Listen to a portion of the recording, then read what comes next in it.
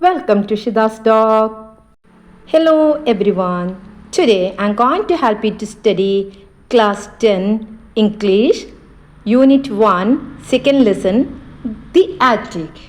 ഇന്ന് നമ്മൾ നോക്കാൻ വേണ്ടി പോകുന്നത് 10ാം ക്ലാസ്സിലെ 1ാമത്തെ യൂണിറ്റിലെ 2ാമത്തെ ലെസണായ ദി ആറ്റിക് എന്ന പാഠഭാഗമാണ്. അപ്പോൾ ക്ലാസ് കുറച്ച് ലെങ്തായിട്ട് നിങ്ങൾക്ക് തോന്നും. എന്നാലും ഇത് ഈ ഒരു വീഡിയോയിൽ തന്നെ മുഴുവനായി കണ്ടാൽ മാത്രമേ ക്ലാസ്സിൻ്റെ ആ ഒരു പൂർണ്ണമായ ഒരു എഫക്റ്റ് നിങ്ങൾക്ക് ലഭിക്കുകയുള്ളൂ.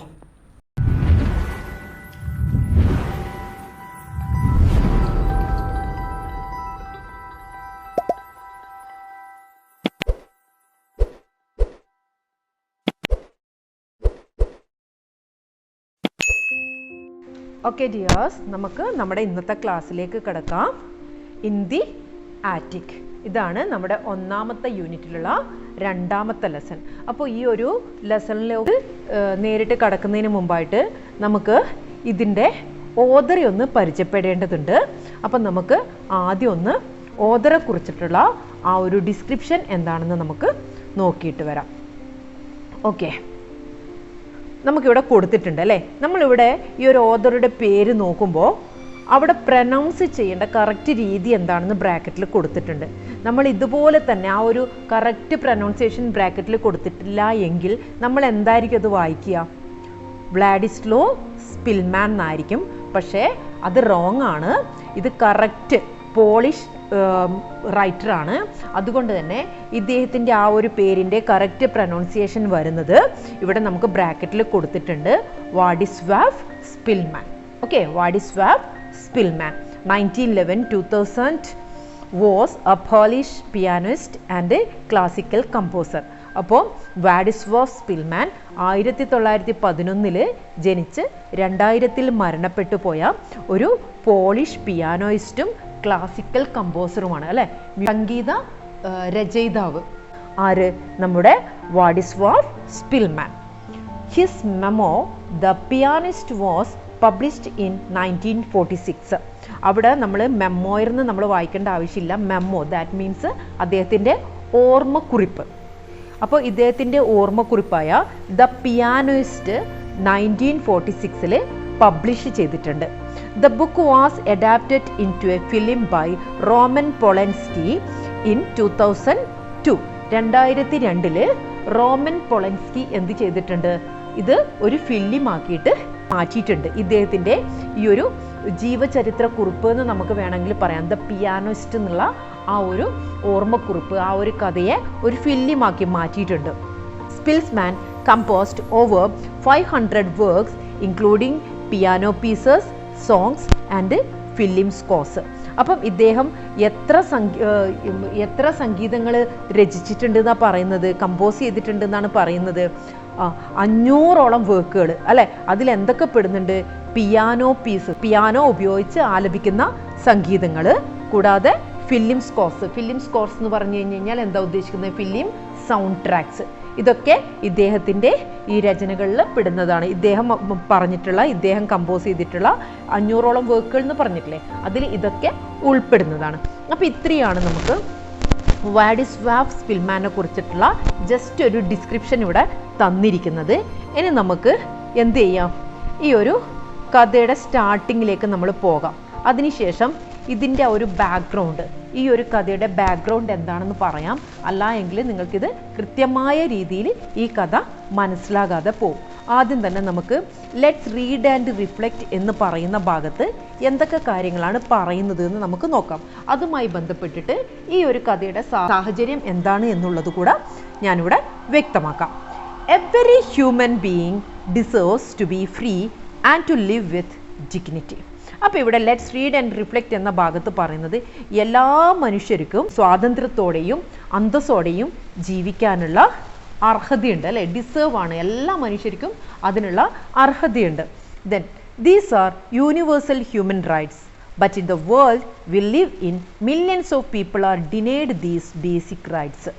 പക്ഷേ these are universal human rights ആണ്. ഇതൊരു പ്രാപഞ്ചികമായ മനുഷ്യ അവകാശമാണ്. എല്ലാവർക്കും അന്തസ്സോടെയും സ്വാതന്ത്ര്യത്തോടെയും ജീവിക്കുക എന്നുള്ളത് പ്രാപഞ്ചികമായ, അതായത് ലോകത്ത് എല്ലായിടത്തുമുള്ള എല്ലാ മനുഷ്യരുടെയും അവകാശം തന്നെയാണ്. But in the world we live in, millions of people are denied these basic rights. പക്ഷേ നമ്മുടെ ഈ ലോകത്ത് കോടിക്കണക്കിന് ആൾക്കാർക്ക് ഈ ഒരു ബേസിക് ആയിട്ടുള്ള ഈ ഒരു അവകാശം എന്ത് ചെയ്യുന്നുണ്ട്? ഡിനൈ ചെയ്യപ്പെടുന്നുണ്ട്, നിഷേധിക്കപ്പെടുന്നുണ്ട്. What is was Szpilman? A pianist and composer was a Polish. അതായത് നമ്മളെ റൈറ്റർ അല്ലെ, നമ്മുടെ റൈറ്റർ ഒരു പിയാനോയിസ്റ്റാണ്, കമ്പോസറാണ്, സംഗീത രചയിതാവാണ്. കൂടാതെ അദ്ദേഹം ആരുമായിരുന്നു? ഒരു പോളിഷ് ജൂ ആയിരുന്നു അല്ലെ. പോളണ്ടിലെ ഒരു ജൂത മതവിശ്വാസിയായിരുന്നു നമ്മുടെ Spillman. He was forced to live in the ghetto, a dismal place meant for Jews alone during the Second World War. അപ്പോൾ നമ്മുടെ രണ്ടാം ലോക മഹായുദ്ധകാലത്ത് ഇദ്ദേഹം ഈ ഗെറ്റോ മീൻസ് ചേരി പ്രദേശം ഇല്ലേ, വൃത്തിയില്ലാത്ത ആ ഒരു സ്ഥലം നമുക്കറിയാലോ, അതുപോലുള്ള ആ ഒരു ചേരി പ്രദേശത്ത് താമസിക്കാൻ വേണ്ടിയിട്ട് നിർബന്ധിക്കപ്പെട്ടിട്ടുണ്ട്. എന്തുകൊണ്ടാ? A dismal place meant for Jews alone. ആർക്ക് വേണ്ടിയിട്ടുള്ളത്? ജൂതമതത്തിൽപ്പെട്ട ആൾക്കാർക്ക് വേണ്ടി മാത്രമായിട്ട് അവരെ താമസിക്കാൻ, ജൂതമതത്തിൽപ്പെട്ട ആൾക്കാരെ മാത്രം ഇത്തരത്തിലുള്ള വൃത്തികെട്ട ഒരു ചേരി പ്രദേശത്ത് താമസിക്കാൻ വേണ്ടിയിട്ട് അവർ രണ്ടാം ലോക മഹായുദ്ധകാലത്ത് നിർബന്ധിക്കപ്പെട്ടിട്ടുണ്ട്. Then most of the Jews were then sent to concentration camp where they were tortured. കൂടുതൽ ജൂതമതത്തിൽപ്പെട്ട കൂടുതൽ ആൾക്കാരും ഈ ഒരു കോൺസെൻട്രേഷൻ ക്യാമ്പിലേക്ക് അയക്കപ്പെടുകയും അവിടുന്ന് അവർ വളരെയധികം ടോർച്ചർ ചെയ്യപ്പെടുകയും പീഡനങ്ങൾക്ക് ഇരയാക്കപ്പെടുകയും ചെയ്തിട്ടുണ്ട്. And then to gas chambers where they were killed on mass. ഇവിടെ എൻ മാസ് എന്ന് വായിക്കരുത്, ഓൺ മാസ് ഫ്രഞ്ച് വേർഡാണ്, അത് ഒരു ഫ്രഞ്ച് ഫ്രേസാണ്. അതിൻ്റെ അർത്ഥം വരുന്നത് ഇൻ ലാർജ് നമ്പർ ഓഫ് എന്നുള്ള അർത്ഥത്തിലാണ്, കൂട്ടത്തോടെ. എന്താ പറയുന്നത്? ഇവിടെ അവരെ കോൺസെൻട്രേഷൻ ക്യാമ്പിൽ അയച്ച് പീഡിപ്പിക്കപ്പെടുക മാത്രമല്ല, അവിടുന്ന് എന്ത് ചെയ്യപ്പെട്ടിട്ടുണ്ട്? Gas chambers where they were killed on mass അല്ലെ, കൂട്ടത്തോടെ അവർ വിഷവാതകം ശ്വസിപ്പിച്ച് കൊല്ലപ്പെടുകയും ചെയ്തിട്ടുണ്ട്. അവിടുന്ന് ഗ്യാസ് ചേംബേഴ്സിലേക്ക് അയച്ച് അവിടുന്ന് വിഷവാതകം ശ്വസിപ്പിച്ച് അവരെ കൂട്ടത്തോടെ കൊല്ലപ്പെടുകയും ചെയ്തിട്ടുണ്ട്. Let's read the story of Szpilman's desperate struggle to stay alive during the war. അപ്പോൾ ഇനി നമുക്ക് എന്ത് ചെയ്യാം? നമ്മുടെ സ്പിൽമാൻ്റെ ഈ ഒരു കഥ വായിക്കാം. എങ്ങനെയുള്ള കഥയെന്നാണ് പറയുന്നത്?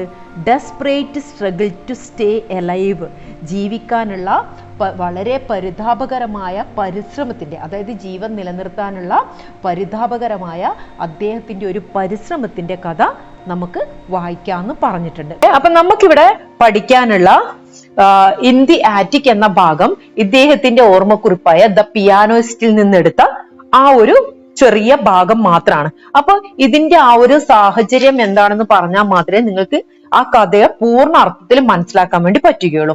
അതായത് രണ്ടാം ലോക മഹായുദ്ധകാലത്ത് ജർമ്മനി ജൂതമത വിശ്വാസികളെ വേട്ടയാടിക്കൊണ്ടിരുന്ന ഒരു സമയത്തുണ്ടായിരുന്ന കഥയാണ്.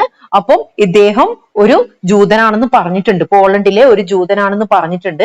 അപ്പം ജർമ്മനിയിലെ നാസികള് പോളണ്ടിനെ അറ്റാക്ക് ചെയ്യുന്ന സമയത്ത്, അതും രണ്ടാം ലോക മഹായുദ്ധകാലത്ത്, അവരുടെ മെയിൻ ടാർഗറ്റ് എന്ന് പറയുന്നത് പോളണ്ടിലെ ജൂതന്മാരായിരുന്നു. കാരണം അവിടെ ജൂതന്മാരുടെ പോപ്പുലേഷൻ വളരെ കൂടുതലാണ്.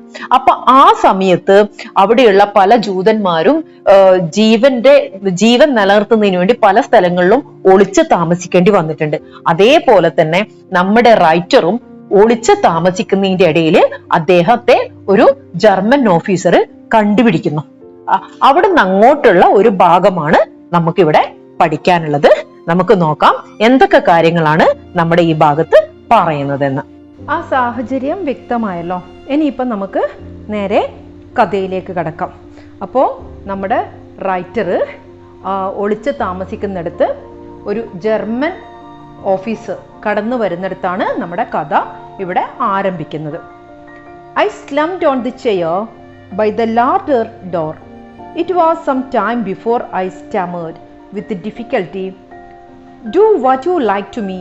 I'm not moving from here. I slammed on the chair by the larder door. അപ്പോൾ ആ ലാർഡർ ഡോറിനടുത്തുള്ള ആ ഒരു ചെയറിലേക്ക് ഞാൻ തളർന്നിരുന്നു പോയി. സ്ലംഡ് എന്ന് പറഞ്ഞാൽ തളർന്നിരുന്നു പോവുക.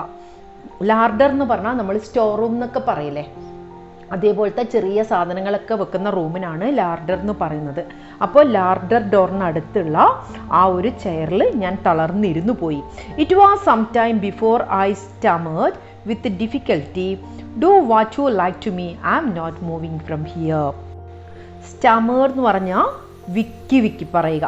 അപ്പം വളരെ ബുദ്ധിമുട്ടോടു കൂടി വിക്കി ഞാനൊരു കാര്യം പറയുന്നതിന് മുമ്പ് തന്നെ ഞാൻ എന്തായിപ്പോയി, ആ ഒരു ചെയറിലേക്ക് തളർന്നിരുന്നു പോയി.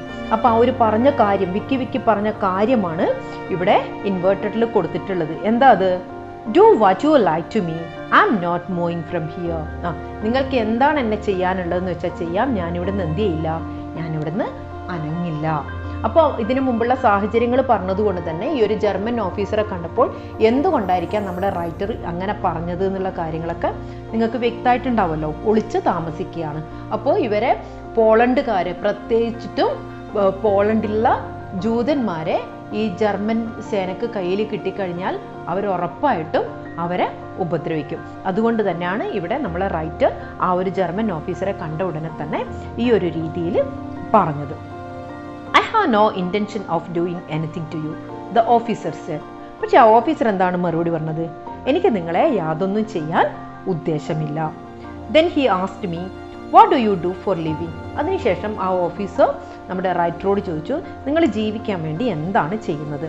I am a pianist. അപ്പോൾ നമ്മുടെ റൈറ്റർ മറുപടി പറഞ്ഞു, ഞാനൊരു പിയാനിസ്റ്റാണ്. He looked at me more closely. വളരെ അടുത്ത് വന്ന് എന്നെ ഒന്ന് നോക്കി. Then his glance fell on the door to the other room. അതിനുശേഷം അദ്ദേഹത്തിൻ്റെ നോട്ടം ആ ഒരു ലാർഡർ റൂമിൻ്റെ തൊട്ടടുത്ത റൂമിലേക്കായി. An idea seemed to have struck him. എന്തോ ഒരു ഐഡിയ അദ്ദേഹത്തിന് പെട്ടെന്ന് കിട്ടിയതുപോലെ ആയിരുന്നു. Come with me, will you? എൻ്റെ കൂടെ വരൂ, നീ വരില്ലേ, അതായത് എന്നോടൊപ്പം ഒന്ന് വരൂ. We went into the next room where a piano stood by the wall. അപ്പോൾ അവിടെ അടുത്ത ഒരു റൂമിൽ ആ ഒരു ചുമരിനോട് ചേർത്ത് അവിടെ ഒരു പിയാനോ ഉണ്ടായിരുന്നു. The officer pointed to the instrument, play something. അപ്പോൾ ആ ഒരു ഇൻസ്ട്രുമെൻറ്റ് ചൂണ്ടിക്കാണിച്ചുകൊണ്ട് ആ ഓഫീസർ നമ്മുടെ റൈറ്ററോട് പറഞ്ഞു, പ്ലേ സംതിങ്, എന്തെങ്കിലും ഒന്ന് ആ പിയാനോ എടുത്ത് ആലപിക്കൂ എന്ന് പറഞ്ഞു. I looked enquiringly at him and did not move. ഞാൻ ഒരു ചോദ്യഭാവത്തിൽ അദ്ദേഹത്തിനെ നോക്കി, അവിടെ നിന്നെടുത്തു നിന്ന് തന്നെ ഞാൻ അനങ്ങിയില്ല. He obviously sensed my fears, since he added reassuringly. അപ്പോൾ അദ്ദേഹത്തിന് ഒബ്വിയസ്ലി മീൻസ് ക്ലിയർ ആയിട്ടും എൻ്റെ ആ ഒരു ഭയം അദ്ദേഹത്തിന് എന്ത് ചെയ്യാൻ പറ്റി, മനസ്സിലാക്കാൻ പറ്റി, സെൻസ് ചെയ്യാൻ പറ്റി. അതുകൊണ്ട് തന്നെ അദ്ദേഹം റിയഷറിംഗ്ലി ഒരു കാര്യം കൂടെ ആഡ് ചെയ്തു. റിയഷറിംഗ്ലി മീൻസ് എനിക്ക് ഒരു ഉറപ്പ് തരുന്ന രീതിയിൽ ഒന്നും കൂടെ ഇവിടെ ആഡ് ചെയ്ത് പറഞ്ഞു, it's all right, you can play. എല്ലാം ഓക്കെയാണ്, നിനക്ക് എന്ത് ചെയ്യാം, നിനക്ക് ആ പിയാനോ ഒന്ന് പ്ലേ ചെയ്യാം. If anyone comes you can hide in the larder and I will say it was me trying the instrument out. ആരെങ്കിലും ഈ ഒരു പിയാനോ പ്ലേ ചെയ്യുന്നത് കേട്ട് ഇങ്ങോട്ട് വരികയാണെങ്കിൽ നിനക്ക് എന്ത് ചെയ്യാം, നിൻ്റെ ആ ലാർഡറിൽ തന്നെ, ആ സ്റ്റോർ റൂമിൽ തന്നെ ഒളിച്ചിരിക്കാം. അവരോട് ഈ പിയാനോ വായിച്ചത് ഞാനാണെന്ന് ഞാൻ പറഞ്ഞോളാം. When I placed my fingers on the keyboard, they shook. അങ്ങനെ ആ പിയാനോ വായിക്കാനായിട്ട് ഞാൻ എൻ്റെ ഫിംഗേഴ്സ് ആ കീബോർഡിലൂടെ ഒന്ന് ഓടിക്കുമ്പോൾ തന്നെ എനിക്ക് എൻ്റെ കൈകൾ വിറക്കുന്നുണ്ടായിരുന്നു. I had in practised for 2.5 years. ഞാൻ 2.5 വർഷമായി പ്രാക്ടീസ് ചെയ്തിട്ട്. My fingers were stiff and covered with a thick layer of dirt and I had not cut my nails for some week. അപ്പോൾ എൻ്റെ ഫിംഗേഴ്സൊക്കെ വളരെ സ്റ്റഫായി തീർന്നിട്ടുണ്ട്, അതായത് ആ വഴക്കമൊക്കെ നഷ്ടപ്പെട്ട് നല്ല സ്റ്റഫായി തീർന്നിട്ടുണ്ട്. കൂടാതെ അതിലൊക്കെ ചെളി നന്നായിട്ട് പിടിച്ചിട്ടുണ്ട്, കാരണം ഇവിടെ ഒളിച്ച് താമസിക്കുകയാണ് അല്ലേ. ആ ഫിംഗേഴ്സിലൊക്കെ നന്നായിട്ട് കട്ടിയായിട്ട് ചെളി പിടിച്ചിട്ടുണ്ട്. And I had not cut my nails for some week. കുറച്ച് വീക്കുകളായിട്ട്, ആഴ്ചകളായിട്ട് ഞാൻ എൻ്റെ നെയിലും കട്ട് ചെയ്തിട്ടില്ല. I played Chopin's nocturne in C sharp minor. അപ്പം ഞാൻ കീബോർഡിലുള്ള സി ഷാർപ്പ് എന്ന് പറഞ്ഞു കഴിഞ്ഞ് കഴിഞ്ഞാൽ കീബോർഡിലുള്ള ഒരു കീ ആണ് കേട്ടോ, പ്ലേ ചെയ്യുന്ന ഒരു കീ ആണ്. അപ്പോൾ ആ കീ വെച്ചിട്ട് ഞാൻ എന്ത് ചെയ്തു, ചോപ്പിൻസിൻ്റെ നോക്ടേൺ എന്ന ഒരു സാഡായിട്ടുള്ള ആ ഒരു സോങ് ഞാൻ എന്ത് ചെയ്തു, പ്ലേ ചെയ്തു. When I finish the silence seemed gloomy and Erie. അപ്പോൾ ഞാൻ എൻ്റെ പ്ലേ ചെയ്ത് കഴിഞ്ഞപ്പോൾ അവിടെ ആ പ്ലേ ചെയ്ത് കഴിഞ്ഞപ്പോഴുണ്ടായിരുന്ന ആ ഒരു സൈലൻ്റ് വളരെ ഗ്ലൂമിയും ഇറിയുമായിട്ടാണ് തോന്നപ്പെട്ടത് അല്ലേ, അങ്ങനെയാണ് തോന്നിയത്. അപ്പോൾ ഗ്ലൂമി എന്ന് പറഞ്ഞാൽ വളരെ ദുഃഖവും, ഇറി എന്ന് പറഞ്ഞു കഴിഞ്ഞാൽ നമ്മളെന്താ പറയുക, ഭയപ്പെടുത്തുന്നതും. ആ ഒരു നിശബ്ദത, അതായത് പ്ലേ ചെയ്ത് കഴിഞ്ഞപ്പോഴുള്ള നിശബ്ദത വളരെ ഒരു ഗ്ലൂമി, സങ്കടമുള്ളതും ഒരു ഭയപ്പെടുത്തുന്നതുമായിരുന്നു. Then I heard a shot down below outside the building, a harsh loud German noise. അപ്പോൾ അത് പ്ലേ ചെയ്ത ആ ഒരു സൈലൻറ്റിൽ ഞാൻ പുറത്തു നിന്നും ഒരു വെടിയൊച്ച ഞാൻ കേൾക്കുന്നുണ്ട്. അതോടൊപ്പം തന്നെ പരുക്കനായ വളരെ ഉറക്കിയുള്ള ഒരു ജർമ്മൻ നോയ്സും, ജർമ്മൻകാരൻ്റെ ഒരു ശബ്ദവും ഞാൻ കേൾക്കുന്നുണ്ട്. Then officer locked at me in silence. Then officer looked at me in silence. അപ്പോൾ ഈ ഓഫീസർ എന്നെ സൈലൻ്റ് ആയിട്ട് നോക്കിക്കൊണ്ടിരിക്കുകയാണ്. After a while he sighed and muttered, all the same you shouldn't stay here. അപ്പോൾ അയാൾ അതിനുശേഷം എന്താ പറയുന്നത്, after a while he sighed means നെടുവീർപ്പിടുക. ഒരു നെടുവീർപ്പിട്ടിട്ട് അയാൾ ഇങ്ങനെ വളരെ പതിഞ്ഞ സൗണ്ടിലും, മറ്റേഡ് എന്ന് പറഞ്ഞാൽ പിറുവിറുക്കുക, പതുക്കെ പറയുക. പതുക്കെ എന്താ പറഞ്ഞത്, all the same you shouldn't stay here. എന്തായാലും നീ ഇനിവിടെ താമസിക്കണ്ട. I will take you out of the city to a village. ഞാൻ നിന്നെ ഈ സിറ്റിയുടെ പുറത്തുള്ള ഒരു വില്ലേജിൽ എത്തിക്കാം. You will be safe there. നീ അവിടെ സേഫ് ആയിരിക്കും. I shook my head. I can leave this place, I said firmly. ഞാൻ നിഷേധാർത്ഥത്തിൽ, കാരണം ഞാൻ ഇവിടുന്ന് എവിടേക്കും മാറുന്നില്ല എന്ന നിഷേധാർത്ഥത്തിൽ തലയാട്ടിക്കൊണ്ട് എന്ത് പറഞ്ഞു, വളരെ ഫേംലി, സ്ട്രോങ് ആയിട്ട് എന്ത് പറഞ്ഞു, I can leave this place, എനിക്ക് ഈ പ്ലേസ് വിട്ട് പോവാൻ കഴിയില്ല എന്ന് പറഞ്ഞു. Only now did he seem to understand my real reason for hiding among the ruins. ആ കെട്ടിടത്തിലെ അവശിഷ്ടങ്ങൾക്കിടയിൽ ഞാൻ ഒളിച്ചിരിക്കുന്നതിൻ്റെ യഥാർത്ഥ കാരണം ഇപ്പോഴാണ് അദ്ദേഹത്തിന് മനസ്സിലായതെന്ന് തോന്നുന്നു. Then you are Jewish, he asked. അപ്പോൾ ആ ഓഫീസർ നമ്മുടെ റൈറ്ററോട് ചോദിച്ചു, നിങ്ങൾ ഒരു ജൂയിഷ് ആണല്ലേ? യെസ് ആണെന്ന് മറുപടി പറഞ്ഞു. Yes well, he murmured. In that case I see you really can leave. Where are you hiding? അപ്പോഴെന്താ പറഞ്ഞത്, അയാൾ അപ്പോൾ പറയാണ്, അങ്ങനെയാണെങ്കിൽ നിങ്ങൾക്ക് ഇവിടെ വിട്ട് പോകാൻ കഴിയില്ല. എന്നിട്ട് ചോദിച്ചു, വേർ ആർ യു ഹൈഡിങ്, നിങ്ങൾ എവിടെയാണ് ഒളിച്ചിരിക്കുന്നത്? In the attic. അപ്പോൾ നമ്മുടെ റൈറ്റർ മറുപടി പറഞ്ഞു, ഇൻ ദ ആറ്റിക്. ഈ ആറ്റിക്കിലാണ് ഞാൻ എന്ത് ചെയ്യുന്നത്, ഒളിച്ചിരിക്കുന്നത്. ആറ്റിക് എന്ന് പറഞ്ഞാൽ നമ്മൾ എന്താ പറയുക, തട്ടിൻപുറം, മച്ചിൻപുറം എന്നൊക്കെ പറയില്ലേ. അപ്പോൾ ആ ഒരു റൂമിലുള്ള മച്ചിൻപുറത്ത്, തട്ടിൻപുറത്താണ് ഞാൻ ഒളിച്ചു നിൽക്കുന്നത് എന്ന് പറഞ്ഞു. He inspected the attic and discovered something I had not yet noticed. അപ്പോൾ ഞാൻ ഒളിച്ചിരിക്കുന്ന ആ ഒരു ആറ്റിക് പരിശോധിച്ചിട്ട് ഞാൻ ശ്രദ്ധിക്കാത്ത വേറൊരു സംഭവം ഈ ഓഫീസർ എന്ത് ചെയ്തു, കണ്ടുപിടിച്ചു. A loft. ലോഫ്റ്റ് എന്ന് പറഞ്ഞാൽ രഹസ്യ അറ. മെയ്ഡ് ഓഫ് ബോർഡ്സ്, ബോർഡുകൾ കൊണ്ടുണ്ടാക്കിയ ഒരു രഹസ്യ അറിയാം. Directly above the entrance to the attic. ആ ആറ്റിക്കിലേക്ക് കടക്കുന്നതിന് തൊട്ട് മുകളിലായിട്ടായിരുന്നു ആ രഹസ്യ അറ.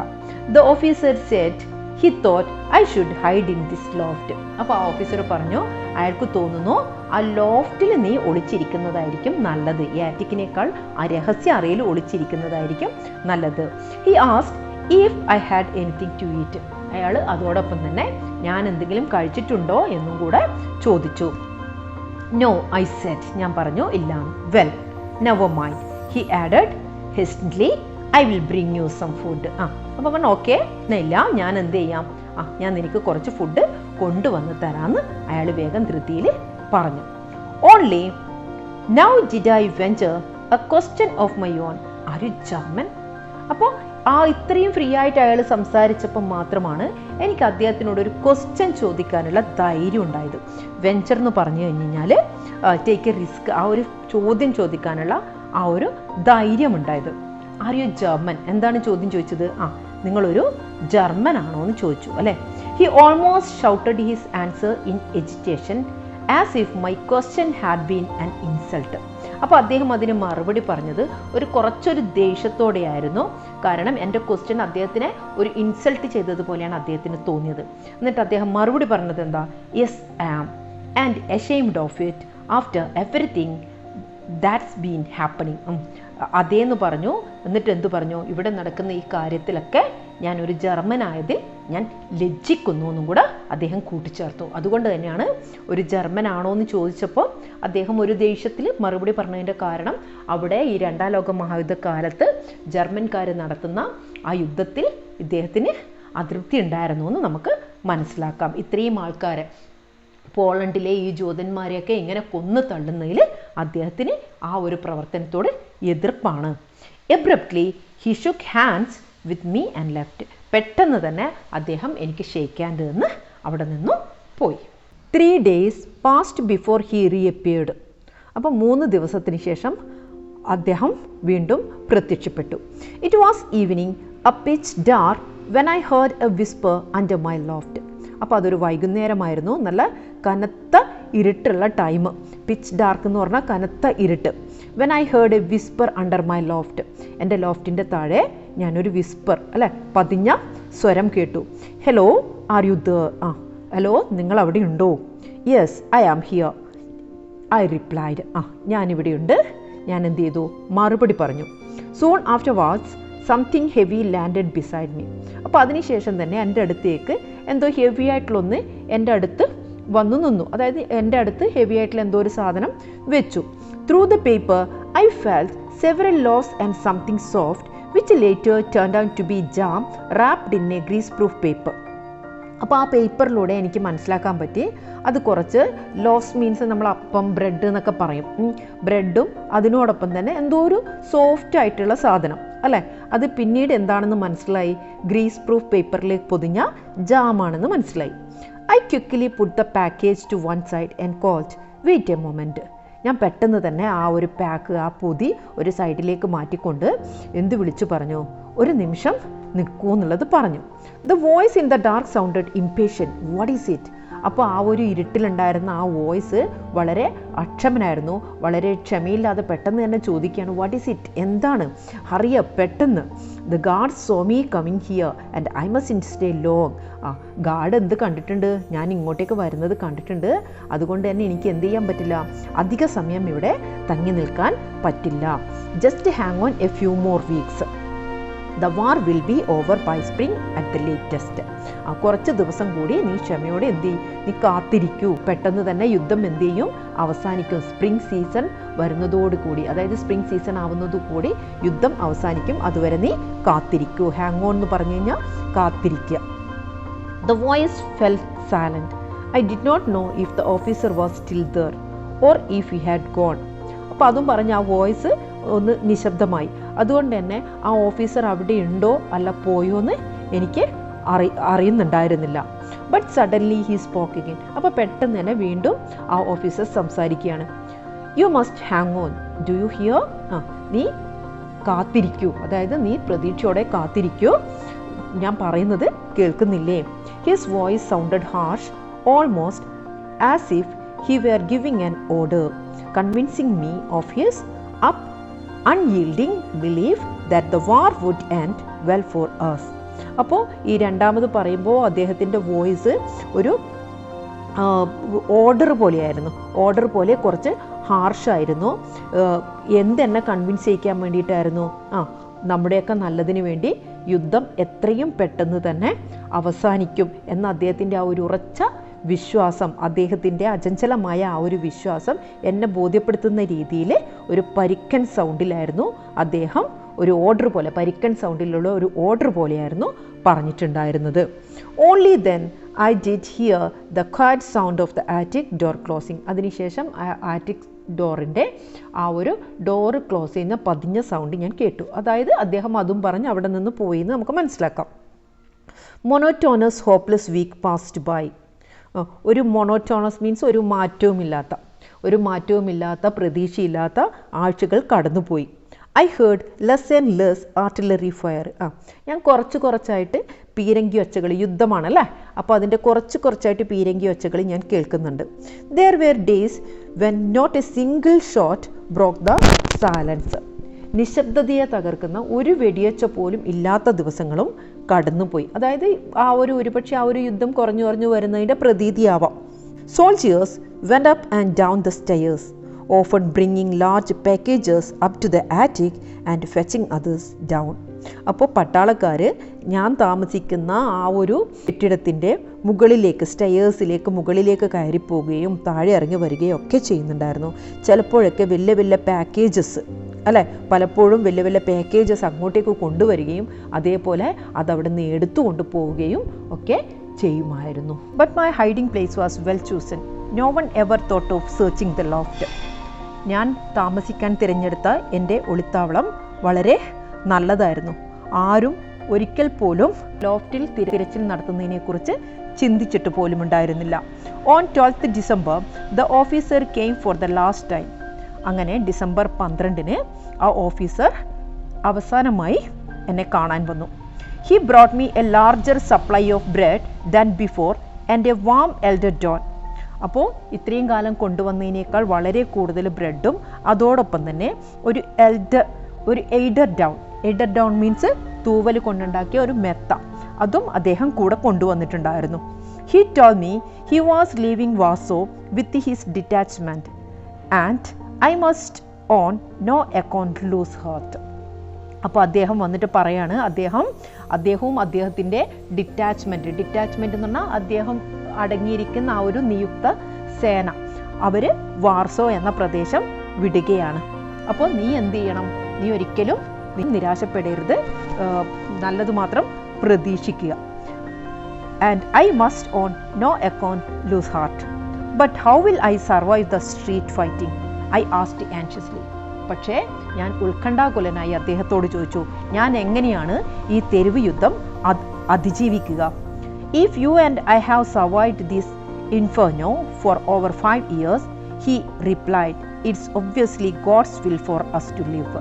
അപ്പം അദ്ദേഹം അതിന് മറുപടി പറഞ്ഞത്, ഞാനും നീയും ഈ ഒരു നരകയാതനയിൽ നിന്ന്, ഇൻഫെർണോ എന്ന് പറഞ്ഞാൽ നമ്മൾ നരകം എന്നൊക്കെയാണ് പറയാം കേട്ടോ, ഈ ഒരു നരകത്തെ അതിജീവിച്ചിട്ടുണ്ടെങ്കിൽ, ഈ 5 വർഷമായിട്ട് ഈ നരകത്തെ അതിജീവിച്ചിട്ടുണ്ടെങ്കിൽ തീർച്ചയായും ഉറപ്പായിട്ടും ഇത് ദൈവത്തിൻ്റെ, നമ്മൾ ജീവിക്കണം എന്നുള്ളത് ദൈവത്തിൻ്റെ നിശ്ചയമാണ്. We had already said goodbye and he was about to go. അങ്ങനെ അദ്ദേഹം വിട പറഞ്ഞ് പോകാൻ ഒരുങ്ങുന്ന ആ ഒരു സമയം. When an idea came to me at the last moment. ആ ഒരു അവസാന നിമിഷത്തിൽ എന്നിൽ ഒരു ഐഡിയ തോന്നി. എൻ്റെ ഉള്ളിലൊരു ആശയം വന്നു. എന്താണത്? I had long been racking my brains for some way of showing him any gratitude. ഞാൻ കുറേ കാലമായിട്ട് എൻ്റെ തലച്ചോറിലിട്ട് പുകയിച്ച് നടക്കുകയായിരുന്നു അദ്ദേഹത്തോടുള്ള ആ ഒരു നന്ദി എങ്ങനെ പ്രകടിപ്പിക്കും എന്നുള്ളത്. Listen, I took his hand and began speaking urgently. ഞാൻ എന്ത് ചെയ്തു? വളരെ അദ്ദേഹത്തിൻ്റെ കൈ പിടിച്ചുകൊണ്ട് വളരെ ധൃതിയിൽ പറയുകയാണ്. ശ്രദ്ധിക്കൂ. I never told you my name, you didn't ask me. ഞാൻ ഒരിക്കലും എൻ്റെ പേര് നിങ്ങളോട് പറഞ്ഞിട്ടില്ല, നിങ്ങൾ എന്നോട് ചോദിച്ചിട്ടുമില്ല. But I want you remember it. പക്ഷേ നിങ്ങളത് ഓർക്കണമെന്ന് ഞാൻ ആഗ്രഹിക്കുന്നു. Who knows what may happen. ആർക്കറിയാം എന്ത് സംഭവിക്കുമെന്ന്. You have a long way to go home. നിങ്ങൾക്ക് വീട്ടിലേക്ക് പോകാൻ ഒരുപാട് ദൂരം പോകേണ്ടതുണ്ട്. If I survive I will certainly be working for Polish radio again. ഞാൻ അതിജീവിക്കുകയാണെങ്കിൽ, ഈ യുദ്ധത്തെ ഞാൻ അതിജീവിക്കുകയാണെങ്കിൽ തീർച്ചയായും ഞാൻ എന്ത് ചെയ്യും? ആ പോളിഷ് റേഡിയോയിൽ തന്നെ വീണ്ടും വർക്ക് ചെയ്യും. I was there before the war. ഈ യുദ്ധത്തിന് മുമ്പ് ഞാൻ അവിടെയായിരുന്നു ഉണ്ടായിരുന്നത്. If anything happen to you, if I can help you then in any way, remember my name, Szpilman, Polish radio. I was there before the war if anything happen to you. നിങ്ങൾക്ക് എന്തെങ്കിലും സംഭവിച്ചാൽ, എനിക്ക് നിങ്ങളെ സഹായിക്കാൻ കഴിയുമെങ്കിൽ എൻ്റെ പേര് നിങ്ങൾ ഓർക്കുക, സ്പിൽമാൻ, പോളിഷ് റേഡിയോ. ഈ ഒരു കാര്യമായിരുന്നു ഒരു നന്ദി. അതായത് അദ്ദേഹത്തിന് എന്ത് ചെയ്യണം? നമ്മുടെ സ്പിൽമാന് ഇദ്ദേഹത്തെ ഇത്രയധികം സഹായിച്ച ഈ ഒരു ഓഫീസറെ ഏതെങ്കിലും വിധത്തിൽ സഹായിക്കണമെന്ന് അങ്ങേയറ്റം ആഗ്രഹിക്കുന്നുണ്ട്. അതുകൊണ്ടാണ് ഈ ഒരു ഡയലോഗ് അദ്ദേഹത്തോട് പറഞ്ഞത്. He smiled his usual smile, half shy and embarrassed. But I felt I had given him pleasure with my naive wish to help him. അപ്പോൾ ഇത് കേട്ടപ്പം അദ്ദേഹം എന്ത് ചെയ്തു? അദ്ദേഹത്തിൻ്റെ ആ ഒരു പതിവ് ശൈലിയുള്ള നാണത്തോടും ലജ്ജയോടും കൂടിയുള്ള ആ ഒരു ചിരിച്ചു അല്ലേ? ദെൻ ആ ഒരു ചമ്മലോടും, എംബാരസ്മെൻറ്റ് എന്ന് പറഞ്ഞാൽ നമ്മൾ ചമ്മൽ എന്നൊക്കെ പറയില്ലേ, ആ നാണത്തോടും ചമ്മലോടും കൂടിയുള്ള ആ ഒരു ചിരിച്ചിരിച്ചു. ബട്ട് ഐ ഫെൽറ്റ്, പക്ഷേ എനിക്ക് എന്ത് മനസ്സിലായിട്ടുണ്ട്, അദ്ദേഹത്തെ സഹായിക്കാനുള്ള എൻ്റെ നിഷ്കളങ്കമായ ആഗ്രഹം ഞാൻ അദ്ദേഹത്തിന് സന്തോഷം നൽകിയതായിട്ട് എനിക്ക് തോന്നി. The first hard frost came in the middle of December. December മധ്യത്തില് ആദ്യത്തെ ആ കഠിനമായ തണുപ്പ് വന്നു. Christmas came and then the new year 1945. അപ്പോൾ 1945 ക്രിസ്മസ് വന്നു. അതിനുശേഷം 1945 ന്യൂ ഇയറും വന്നു. The sixth Christmas and the New Year celebration of the war and the worst I had known. ഞാൻ മനസ്സിലാക്കിയതിൽ വെച്ച് ഏറ്റവും വൃത്തികെട്ട, അതായത് യുദ്ധം തുടങ്ങിയിട്ടുള്ള 6ാമത്തെ ക്രിസ്തുമസും ന്യൂ ഇയറും, ഞാൻ കണ്ടതിൽ വെച്ച് ഏറ്റവും മോശപ്പെട്ട ക്രിസ്മസും new ഇയറും. I lay in the dark listening to the stormy wind. അപ്പുറത്തെ ആ ഒരു കൊടുങ്കാറ്റിന്റെ ശബ്ദവും ശ്രദ്ധിച്ചുകൊണ്ട് ഞാൻ ആ ഇരുട്ടിൽ കിടന്നു. I heard the squeaking and rustling of rats and mice running back and forth in the attic. ആ ആറ്റിക്കില്, ആ മച്ചില്, ആ തട്ടിൻപുറത്ത് അങ്ങോട്ടും ഇങ്ങോട്ടും ആ കലപ്പില സൗണ്ട് ഉണ്ടാക്കിക്കൊണ്ട് ഓടുന്ന എലികളുടെ സൗണ്ട് ഞാൻ കേട്ടു. In my mind I went over every Christmas before and during the war. എൻ്റെ മനസ്സിലൂടെ ആ യുദ്ധത്തിന് മുമ്പും ആ യുദ്ധത്തിന് ശേഷം, ആ യുദ്ധം നടക്കുന്നതിന്റെ ഇടയിലും ഉണ്ടായിരുന്ന എല്ലാ ക്രിസ്മസുകളും കടന്നുപോയി. At first I had a home, parents, 2 sisters and a brother. ആദ്യം എനിക്ക് വീടുണ്ടായിരുന്നു, രക്ഷിതാക്കൾ ഉണ്ടായിരുന്നു, 2 സഹോദരിമാരും 1 സഹോദരനും ഉണ്ടായിരുന്നു. Then we had no home of our own anymore. പിന്നീട് നമുക്ക് നമ്മുടേതായിട്ടുള്ള ആ വീട് ഇല്ലാതായി. But we were together. എന്നാലും നമ്മൾ എല്ലാവരും ഒരുമിച്ചായിരുന്നു. Later I was alone but surrounded by other people. പിന്നീട് ഞാൻ തനിച്ചായി, പക്ഷെ എനിക്ക് ചുറ്റും മറ്റുള്ള ആൾക്കാരുണ്ടായിരുന്നു. അപ്പോ ആ ഒരു യുദ്ധത്തിൽ ഫാമിലി മൊത്തം നഷ്ടപ്പെട്ട ആ ഒരു കാര്യമാവാം ഈ ഒരു സെന്റൻസിലൂടെ നമ്മുടെ റൈറ്റർ നമ്മളോട് പറയുന്നത്. അപ്പൊ ഫാമിലി മൊത്തം നഷ്ടമായി, തനിക്ക് ചുറ്റും അയൽവാസികളും മറ്റുള്ള ജനങ്ങളും ഉണ്ടായിരുന്നു. And now I was lonelier, I suppose, than anyone else in the world. ഇപ്പോൾ ഞാൻ തികച്ചും ഒറ്റപ്പെട്ടിട്ടാണുള്ളത്. എനിക്ക് തോന്നുന്നു ലോകത്തിലുള്ള ആരെക്കാളും, അല്ലെ, മറ്റുള്ള ആരെക്കാളും ഞാനിപ്പോൾ തികച്ചും ഒറ്റപ്പെട്ടിട്ടാണുള്ളത്. I had to be alone, entirely alone if I wanted to live. ഇനിയും ഞാൻ അങ്ങോട്ട് എന്താവാം, തനിച്ചാവാം, മുഴുവനായിട്ടും ഞാൻ തനിച്ചാവാം. If I wanted to live, ഞാൻ ജീവിക്കണം എന്ന് ആഗ്രഹിക്കുന്നുണ്ടെങ്കിൽ ഇവിടെ നിന്ന് അങ്ങോട്ടും ഞാൻ എന്താവാം, തീർത്തും ഒറ്റക്കായിരിക്കും. On 14th January, unusual noises in the building and the street outside woke me. Soldiers ran up and down the stairs and I heard agitated, nervous voices. January 14 Spillman താമസിക്കുന്ന ആ ഒരു കെട്ടിടത്തിലും അതിൻ്റെ പുറത്തുമുള്ള അസാധാരണ ശബ്ദങ്ങൾ കേട്ടുകൊണ്ടാണ് ഞാൻ എഴുന്നേറ്റത്, ഉണർന്നത്. പട്ടാളക്കാരെ ആ ഒരു പടികളിലൂടെ വളരെ അസ്വസ്ഥരും പരിഭ്രാന്തരുമായിട്ട് മുകളിലേക്കും താഴേക്കും ഓടുകയാണ്. Early in the morning of 15th January, the sound of artillery from the previously silent front was heard. ജനുവരി 15 അതിരാവിലെ മുമ്പ് നിശബ്ദമായിരുന്ന, അതായത് ഈ ഒരു പരിഭ്രാന്തമായ ഒച്ചപ്പാടുകളും ബഹളങ്ങളും കേൾക്കുന്നതിന് മുമ്പ് വളരെ നിശബ്ദമായിരുന്ന അതിൽ നിന്നും വ്യത്യസ്തമായിട്ട് എന്ത് സംഭവിച്ചു? പീരങ്കിപ്പടകളുടെ ശബ്ദങ്ങളായിരുന്നു അവിടെ മുഴങ്ങിയിട്ടുണ്ടായിരുന്നത്. The ground and the wall of the building shook under the constant dull thunder. അപ്പോൾ ആ ഒരു ബിൽഡിങ്ങിൻ്റെ നിരന്തരമായ ആ ഒരു ഇടിമുഴക്കത്തിൽ, മങ്ങിയ ഇടിമുഴക്കത്തിൽ മീൻസ് ആ ഒരു വെടിയൊച്ചകളുടെ ഇടിമുഴക്കത്തിൽ ആ കെട്ടിടത്തിൻ്റെ നിലവും ചുമരുകളും വരെ കുലുങ്ങി. 3 hours later, the heavy artillery fire died down again, but I was as nervous ever. അങ്ങനെ 3 മണിക്കൂറിന് ശേഷം ആ പീരങ്കിപ്പടയുടെ ആ വെടിവെപ്പ് വീണ്ടും മുമ്പത്തെ പോലെ നിലച്ചു. പക്ഷേ അപ്പോഴും ഞാൻ പരിഭ്രാന്തനായിരുന്നു. കാരണം വീണ്ടും ആ ഒരു യുദ്ധം ഉണ്ടായേക്കാം എന്നുള്ള പേടി എൻ്റെ ഉള്ളിലുണ്ട്. I did not sleep at all that night. ആ രാത്രി ഞാൻ ഉറങ്ങിയിട്ടില്ല. The street fighting would begin at any moment and I could be killed. ആ ഒരു തെരുവ് പോരാട്ടം ഏത് നിമിഷം വേണമെങ്കിലും വീണ്ടും ആരംഭിക്കാം, ഞാൻ കൊല്ലപ്പെട്ടേക്കാം. അതുകൊണ്ട് തന്നെ അന്ന് രാത്രി ഞാൻ ഉറങ്ങിയില്ല. The night passed peacefully. ആ രാത്രി പക്ഷേ വേറെ യുദ്ധങ്ങളൊന്നുമില്ലാതെ സമാധാനപരമായി കടന്നുപോയി. Around 1 o'clock I heard the remaining Germans leaving the building. അങ്ങനെ 1 മണിയായപ്പോൾ ആ ഒരു ബിൽഡിങ്ങിൽ അവശേഷിച്ചിരുന്ന ജർമ്മൻകാരനും ആ കെട്ടിടം വിട്ടു പോകുന്നത് ഞാൻ കേട്ടു. Silence fell. അങ്ങനെ വീണ്ടും അവിടെ നിശബ്ദമായി. I could not even hear the steps of the guards outside the building. കെട്ടിടത്തിന് പുറത്ത് ആ കാവൽക്കാരുടെ കാലടികൾ പോലും എനിക്ക് കേൾക്കാൻ കഴിഞ്ഞില്ല. അതായത് അവിടെ ആ കെട്ടിടത്തിന് അകത്തും പുറത്തും തന്നെ ഒരു ജർമ്മൻ പട പോലും ഇല്ല. Not until the early hours of the next day was the silence broken by a loud and resonant noise, the last sound I had expected. പിറ്റേന്ന് പുലർച്ചെ വരെ ഉച്ചത്തിലുള്ളതും പ്രതിധ്വനിപ്പിക്കുന്നതുമായ ഒരു ശബ്ദം.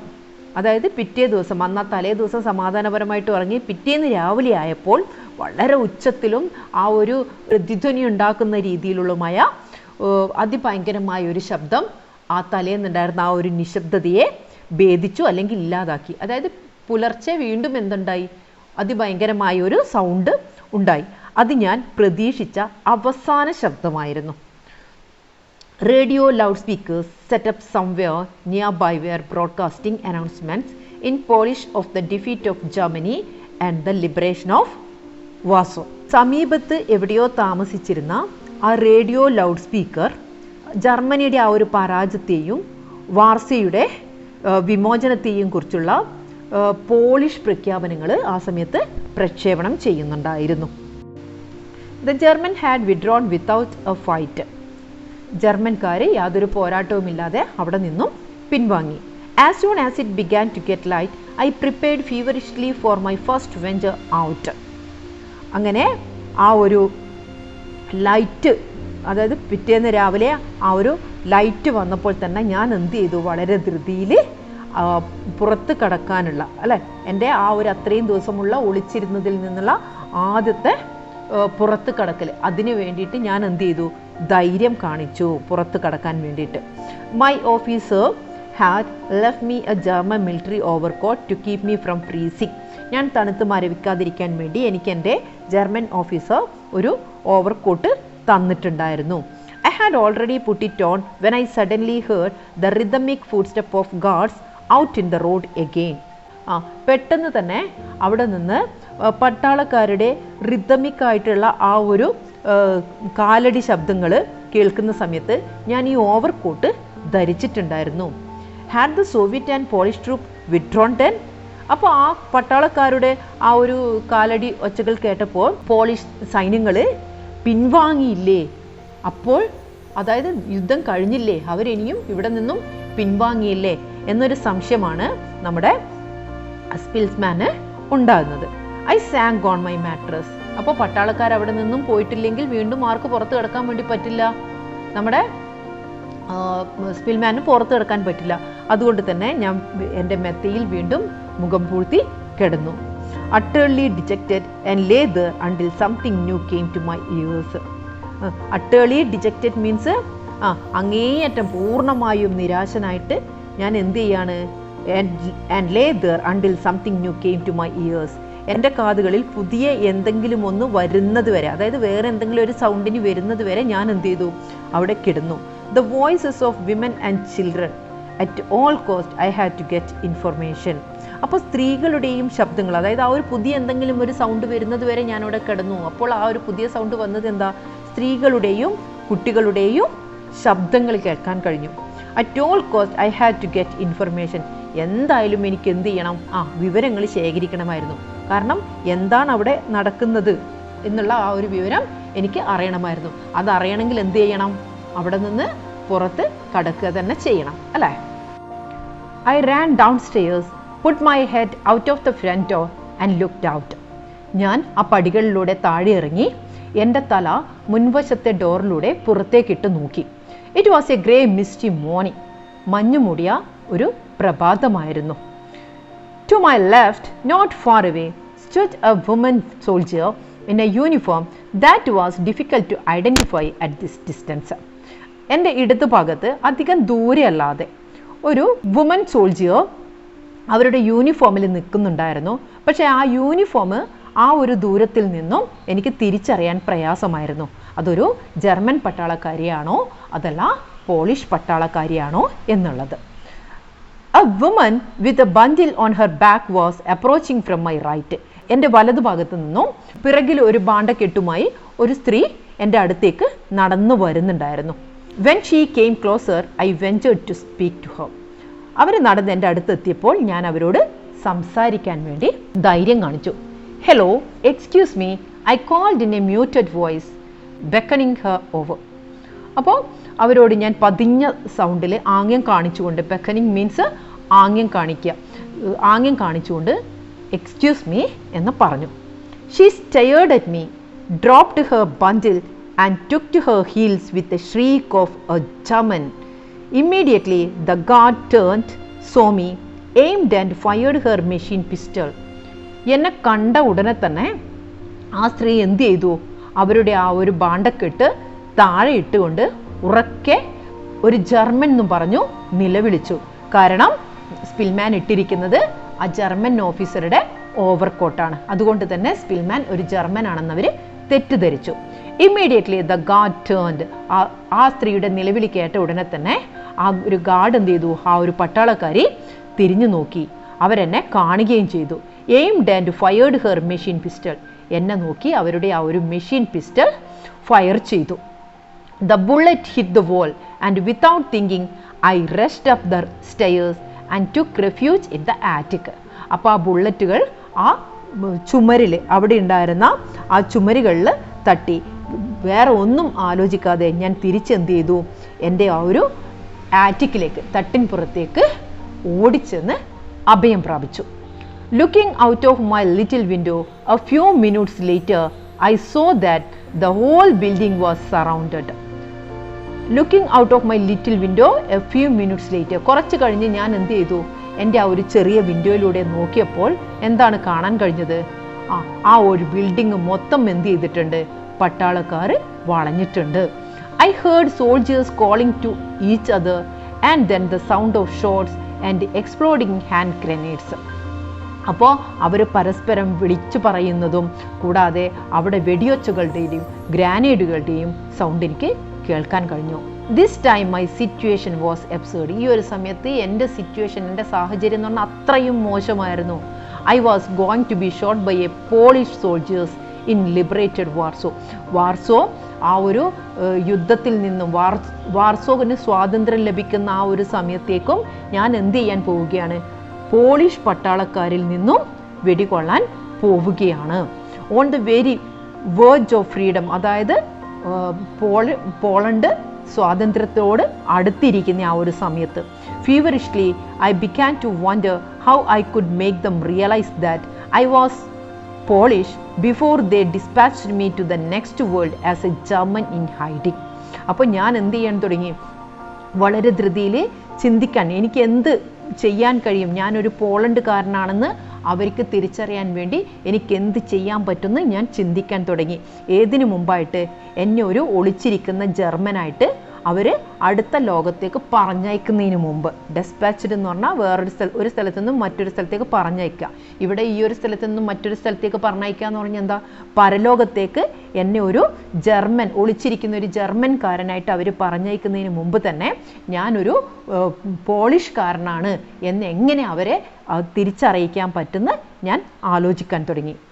I began coming down the stairs, shouting as loud as I could, "Don't shoot, I'm Polish." ഞാൻ എന്ത് ചെയ്തു? ആ ഒരു സ്റ്റെയേഴ്സ് ഇറങ്ങി വന്നു. വളരെ ഉറക്കെ, എനിക്ക് എത്രമാത്രം ഉറക്കെ പറയാൻ കഴിയുമോ അത്രമാത്രം ഉറക്കെ എന്നെ വെടിവെക്കരുത്, ഞാനൊരു പോളിഷ് ആണെന്ന് വിളിച്ചു പറഞ്ഞുകൊണ്ട് ഞാൻ ആ സ്റ്റെയർ ഇറങ്ങി വന്നു. Very soon I heard Swift food step climbing the stairs. അപ്പം ഞാൻ ആ ഇറങ്ങി വരുമ്പം അധികം താമസിയാതെ തന്നെ വളരെ വേഗത്തിൽ അതിലേക്ക് പടികൾ കയറി വരുന്ന സൗണ്ട് എനിക്ക് കേൾക്കാൻ പറ്റി. The figure of a young officer in Polish uniform with an eagle on his cap came into view. അപ്പോൾ ഒരു ഫിഗർ, ഒരു പോളിഷ് ഓഫീസറുടെ ഒരു ഫിഗർ, ഒരു രൂപം എൻ്റെ മുമ്പിൽ വന്നു. അവരുടെ തലയിൽ ക്യാപ്പിൽ ഈഗിളിൻ്റെ ചിഹ്നം ഉണ്ടായിരുന്നു. അവരെൻ്റെ മുന്നിൽ വന്നു നിന്നു. He pointed a pistol at me and shouted, "Hands up." അവര് ആ ഒരു പിസ്റ്റൾ എനിക്ക് നേരെ ചൂണ്ടി ഹാൻഡ്സ് അപ്പ് പറഞ്ഞു. I repeated my cry of don't shoot, I am Polish. എന്നെ വെടിവെക്കരുത്, ഞാനൊരു പോളിഷ് ആണെന്ന്. എന്നാ എന്റെ നിലവിളി ആവർത്തിച്ചു കൊണ്ടിരുന്നു. The lieutenant went red with fury. ആ ഒരു പട്ടാളക്കാരൻ കോപം കൊണ്ട്, അതായത് ദേഷ്യം കൊണ്ട് ചുവന്നു. Then why in God's name don't you come down? പിന്നെ എന്തുകൊണ്ടാണ് നീ ദൈവത്തിന്റെ നാമത്തില് ഇറങ്ങി വരാത്തത്? ഹി റോഡ്, അല്ലറിക്കൊണ്ട് ചോദിച്ചു. And what are you doing in the German coat? നീ എന്താണ് ആ ജർമ്മൻ കോട്ടിൽ അവിടെ, ജർമ്മൻ കോട്ട് ഇട്ടുകൊണ്ട് നീ എന്താണ് അവിടെ ചെയ്യുന്നത്? Only when the soldier had taken a closer look at me and reviewed the situation did they really believe I was in German.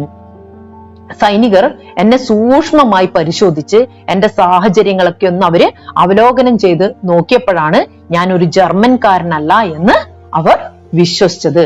Then they decided to take me to their headquarters so that I could wash and have a meal.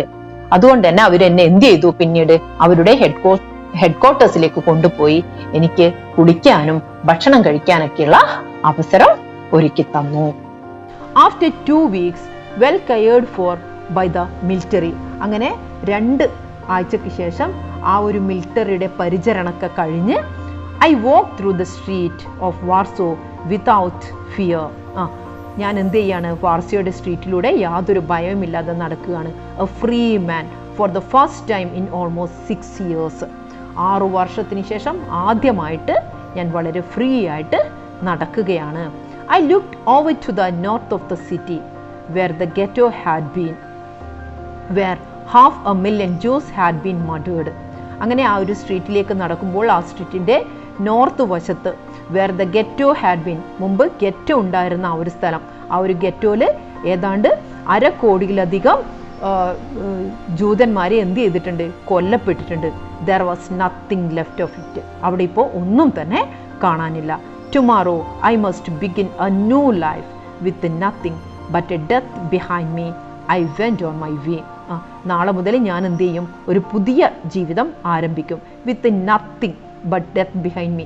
എൻ്റെ പിന്നിൽ മരണമല്ലാതെ മറ്റൊന്നുമില്ല. അതായത് ഫാമിലിയോ കാര്യങ്ങളോ ഒന്നുമില്ല. എനിക്ക് പിറകിൽ എൻ്റെ മരണമല്ലാതെ വേറെ ഒന്നുമില്ലാതെ ഞാൻ നാളെ മുതൽ പുതിയൊരു ജീവിതം ആരംഭിക്കും. I went on my way. ഞാൻ എൻ്റെ വഴിക്ക് പോയി. ഇനി ഇവിടെ അഡാപ്റ്റഡ് ഫ്രം ദ പിയാനിസ്റ്റ് എന്ന നോവലിൽ നിന്നാണ് എടുത്തത് എന്ന് അവിടെ കാണിക്കുന്നുണ്ട്. അത് കഴിഞ്ഞ് നമ്മുടെ ആ ഒരു ജർമ്മൻ പട്ടാളക്കാരനെ കുറിച്ചുള്ള ചെറിയൊരു വിവരം ഇവിടെ കൊടുത്തിട്ടുണ്ട്. ആ ജർമ്മൻ പട്ടാളക്കാരന്റെ പേരാണ് വിലിം ഹസൻഫെൽഡ്.